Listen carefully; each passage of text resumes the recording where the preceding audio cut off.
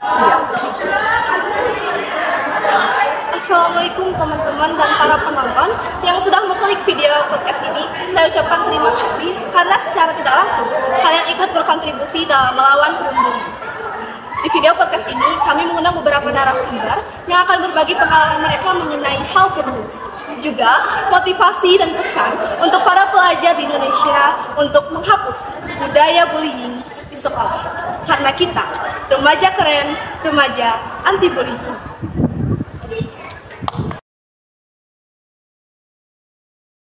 Halo guys, selamat datang di podcast Sahabat Koran Komunikasi 2. Nah, di podcast kali ini kita akan ngebahas mengenai hal perundungan. Di sini juga kita ada narasumber yang akan berbagi serta sharing-sharing nih tentang kasus perundungan.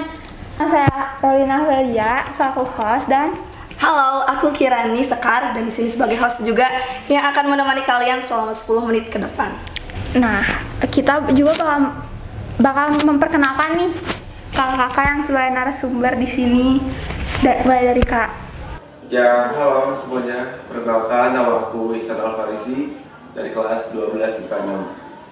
Hai semuanya, perkenalkan nama saya Suti Nazwa Diani dari kelas 11 IPA 4. Nah, teman-teman, jadi Teh Nazwa ini adalah Duta Maritim Indonesia, Duta Remaja Anti Narkotika, dan pernah mengikuti kegiatan Forum Anak Nasional ya Teh.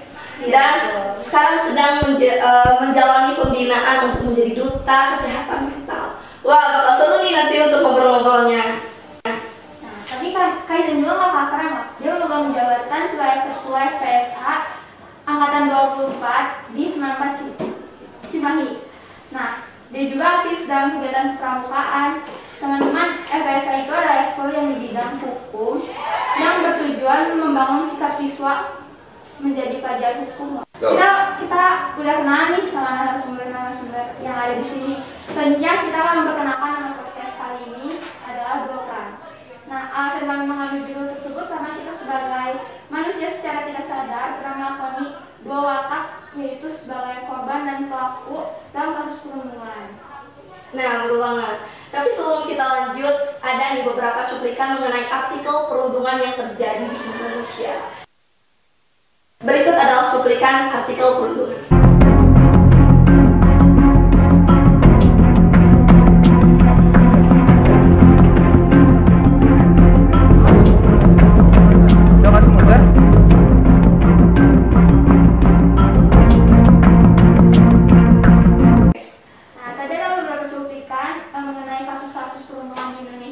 Kebanyakan berita tersebut berisi korban yang mendapatkan dampak negatif yang bisa mempengaruhi di kemudian hari dan seterusnya.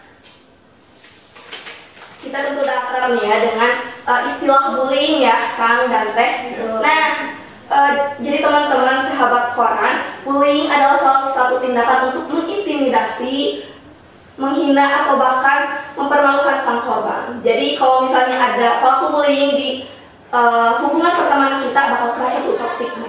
Nah, betul banget nih Kiat. Biasanya pelaku bullying ini tidak memiliki rasa bersalah ketika dia melakukan kesalahan tersebut. Terus sikapnya juga ingin dominan dalam sebuah pertemanan atau bahkan ingin mengendalikan seseorang. Bagaimana sih menurut Kak Ihsan dan Teh Nazwa mengenai perundungan? Pernah nggak sih bahkan pernah nggak jadi korban atau jadi pelaku tentang perundungan tersebut? Menurut Kak Ihsan gimana? Ya, jadi sebelumnya aku mau kayak cerita dulu nih. Dulu itu aku pernah kayak jadi korban perundungan waktu aku masih kelas 10. Di situ tuh kan zaman awal masuk SMA ya, zaman kayak kita tuh ngerasa gaya-gayanya pakai seragam putih abu. Terus juga mungkin dari perilaku aku di situ yang suka ngumpul sama teman-teman, suka jalan bareng sama teman-teman juga, dianggap kurang sopan nih sama kakak kelas. Dianggap aku itu kalau kata bahasa Sunda kayak legek lah. Sampai pada akhirnya ketika aku lagi ngumpul sama teman-teman di dekat masjid gitu ya, lagi duduk, tiba-tiba aku ditendang nih sama kelas 12. Ditendang, bener-bener ditendang, sampai aku kayak jatuh lah gitu kan. Dan disitu aku melawan, disitu aku berdiri, tapi nggak melawan secara fisik. Aku takut gini, ya tetap ada rasa takut dalam diri mah gitu ya. Sampai pulangnya itu aku beraniin diri untuk nyelesain masalah itu. Aku samperin langsung bareng sama teman-teman aku samperin si kakak 12-nya itu. Ya aku minta maaf di situ karena kalau dari sikap aku yang ngerasa bikin mereka nggak enak sampai mereka bertindak kayak gitu. Sampai aku di situ jujur gak terpancing emosinya, bahkan aku takut sih karena itu di Riung, bisa dibilang di Riung sama banyak orang.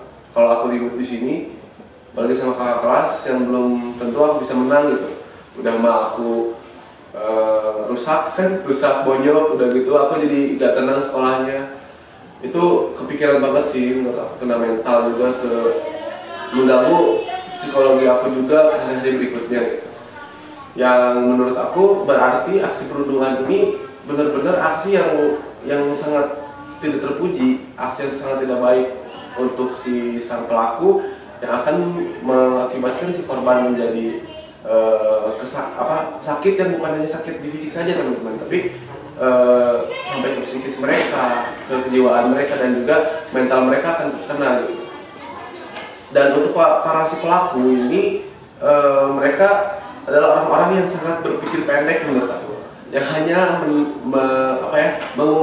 menggunakan nafsu mereka sesaat doang. Mereka gak mikir panjang, mereka gak memikirkan kesehatan si korban yang kedepannya bakal kayak gimana. Orang tua dari si korban yang kayak istilahnya kalau di rumah mah si korban ini benar disayang sama orang tuanya, tapi dengan seenaknya si pelaku ini melakukan aksi bullying pada dia gitu. Yang padahal kan dari setiap manusia itu memiliki hak asasi manusia yang sama. Itu jika di negara dan jika di keagamaan, khususnya dengan agama saya, agama Islam, bahwa derajat kita sebagai manusia itu semuanya sama di mata Allah. Tidak ada yang membeda-bedakan. Yang membedakan hanyalah ketakwaan kita, teman-teman.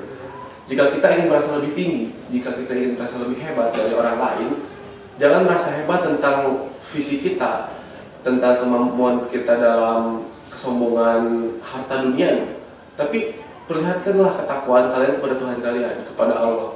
Itulah yang akan membedakan kalian, yang akan meninggikan derajat kalian dari orang lain. Segitu sih pesan dari aku. Jadi kaitannya ini dulu jadi pernah jadi korban bullying ya. Sekarang menurut Kak Naza nih, gimana sih? Ya Kak. Oke, kalau misalnya soal pernah nggak sih aku ngeliat perundungan atau mungkin pernah nggak sih aku jadi pelaku gitu, tentunya nggak pernah. Nah, tapi tanpa kita sadari di Indonesia itu banyak banget perundungan, itu baik verbal, fisik, sosial maupun emosional. Tanpa aku sadari mungkin aku pernah melihat secara langsung atau mungkin aku yang jadi korban ataupun pelaku soal perundungan ini, entah itu verbal, fisik, maupun emosional atau sosial. Nah, tapi kalau misalnya untuk perundungan yang parah sampai kayak aku merundungi orang atau misalnya aku melihat orang dirundungi nih, itu kalau soal itu belum pernah sih. Aku nanya nih ke Kaisan yang soal hukum, gimana sih kadar hukum di Indonesia mengenai bullying untuk para pelaku dan korban? Oke, jadi kalau untuk kadar hukum di Indonesia, karena aku juga tadi anak FSH di Semangat ini, aku sedikit banyaknya belajar tentang hukum Indonesia. Kalau tentang perundungan, pembulian di Indonesia ini akan terjerat pasal 351 KUHP yang akan dihukum di penjara maksimal 2 tahun 8 bulan ya teman-teman. Jadi hati-hati buat kalian yang mau lakukan perundungan, oke? Ternyata ada juga ya hukum untuk pembulian. Nah, tapi gimana sih para pelaku bullying yang masih Nah, wah ini parah sih untuk perundungan korban di bawah umur, hukumannya lebih lama nih teman-teman. Kalau tadi untuk perundungan yang seumur bisa dibilang ya cuma 2 tahun 8 bulan. Kalau untuk perundungan di bawah umur ini bisa terjerat penjara selama 3 tahun 6 bulan dan juga akan dikenai denda nih untuk si pelaku, maksimal denda 72 juta gitu.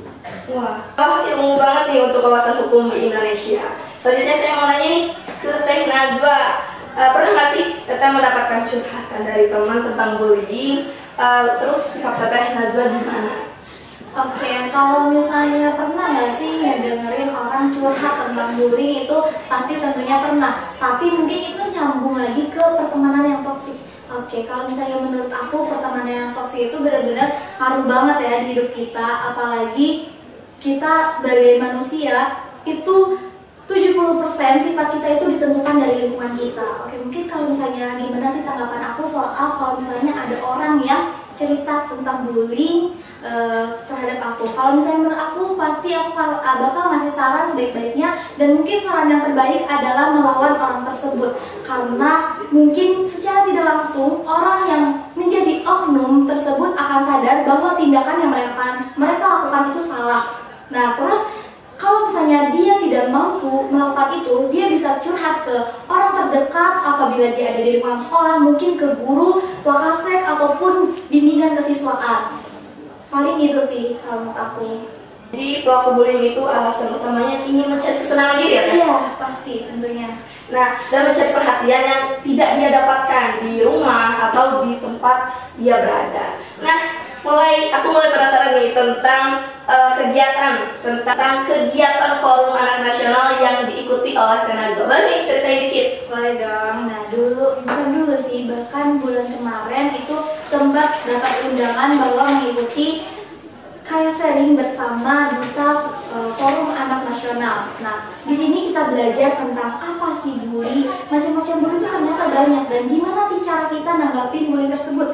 Nah, terus kayak kita belajar gimana caranya kita bisa menanggapi hal tersebut kalau misalnya kita melihat hal tersebut, atau misalnya gimana sih caranya agar kita tuh nggak terkena bully atau menjadi korban bully ataupun mau jadi pembuli. Nah, kita juga belajar gimana hal yang benar apabila kita melihat bullying, atau misalnya secara tidak langsung kita terkena bullying itu seperti apa, terus kayak gimana sih caranya nanganin hal-hal tersebut tuh. Biasanya kita sharing tentang itu sih di program tersebut. Terima kasih Kak udah mau cerita pengalaman tentang Forum Anak Nasional. Lanjut, kita mau tanya-tanya nih ke Kaisan, pernahkah ada di zona pertemanan yang toksik? Bagaimana Kak keluar dari pertemanan tersebut dan membuat Kakak sadar gitu bahwa pertemanan tersebut toksik? Oh ya, pernah sih, pernah banget. Aku pernah banget berada di zona pertemanan yang toksik. Zona pertemanan yang selalu mengajak kita dalam kemaksiatan lah gitu, yang selalu menjauhkan kita dari hal-hal yang kebaikan. Yang itu tuh akan benar-benar berdampak banget ke kehidupan aku gitu. Aku yang jadi lebih jarang di rumah, aku yang lebih jarang ngerjain tugas sekolah, aku yang selalu jadi gak nurut gitu sama orang tua. Sampai pada akhirnya aku itu sadar kalau aku bisa kayak gitu karena lingkungan aku. Betul banget apa yang kata Najwa, kalau sikap kita, perilaku kita itu 70% dihasilkan dari lingkungan kita sendiri. Ketika kita berada di lingkungan yang toksik, di lingkungan yang lebih bisa dikenal kayak lingkungan malam gitu, itu akan berdampak banget ke kehidupan kita sehari-harinya. Dan hal apa sih yang harus bisa kita cegah itu? Lebih memilah pertemanan. Benar banget kata Teh Najwa tadi, kata Kirani, kalau kita itu harus lebih memilih pertemanan. Enggak semua omongan-omongan dari teman kita itu bisa kita terima dengan baik sepenuhnya. Kita harus bisa memfiltering hal apa aja sih yang bisa kita terima dan dampak apa aja sih ke kita ke depannya. Dan aku bisa membantu kalian semua yang masih ada di fase zona pertemanan yang toksik. Oke.